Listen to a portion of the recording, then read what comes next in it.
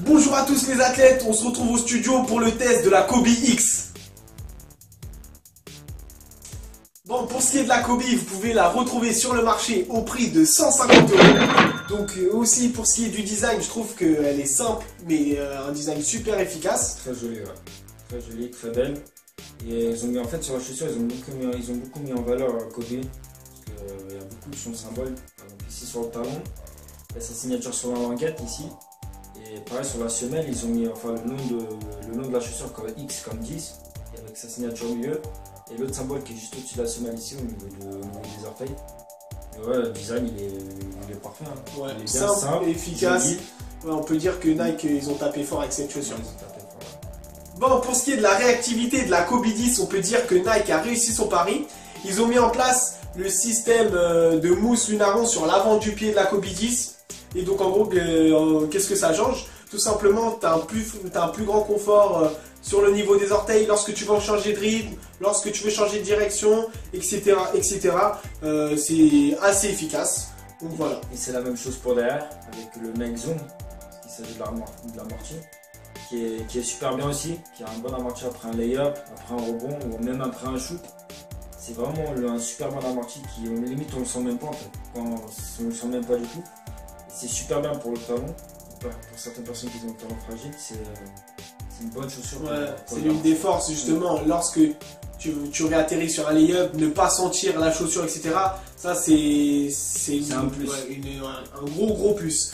Ensuite, on peut parler également de la stabilité. On peut avoir peur vu que la chaussure, c'est une chaussure minimaliste entre guillemets, même si ça se fait de plus en plus au basket. Avant, c'est vrai qu'on connaissait plus les chaussures de basket pour, on va dire, pour leur épaisseur sur le talon, ça venait très haut au niveau des chevilles, etc.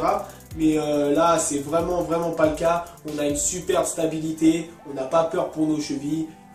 Voilà, qu'est-ce que tu en penses? Bah, pareil, pour la stabilité, c'est un super bon truc. Quand on a le pied dedans, on est à l'aise. Pour ça, il n'y a rien à dire.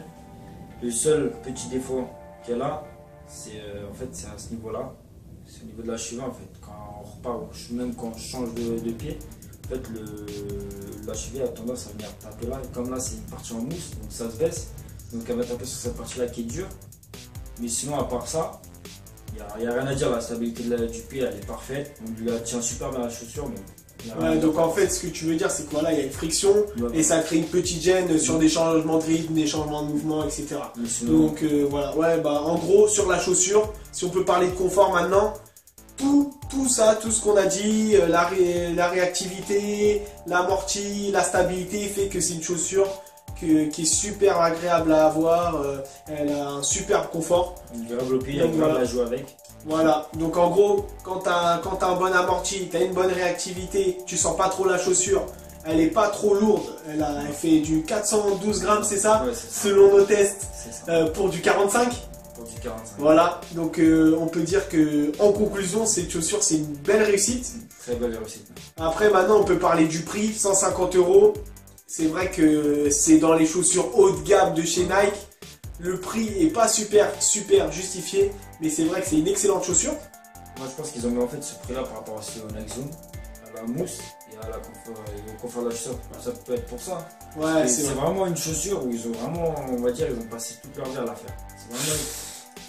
Ouais, non, franchement, c'est une belle réussite. Après, c'est vrai, comme c'est une nouvelle chaussure, généralement, quand ils viennent de les sortir, elle coûte au prix fort. Voilà, c'est... Et le fait qu'il y ait un design réussi, etc., tout ça explique que finalement, elle coûte assez cher. C'est peut-être pas le meilleur rapport qualité-prix, mais si vous voulez une chaussure efficace Pour bien jouer. et avec un bon design, ouais, pour jouer, on va vous la conseiller. C'est ça là. Nike Kobe 10. Donc si vous avez aimé la vidéo, n'hésitez pas à mettre un like, à la partager sur vos réseaux sociaux. N'oubliez pas un petit commentaire qui fait super plaisir. Vous pouvez dire quelle chaussure vous voulez qu'on teste dans les prochaines vidéos.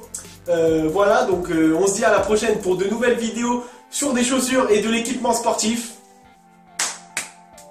Bye.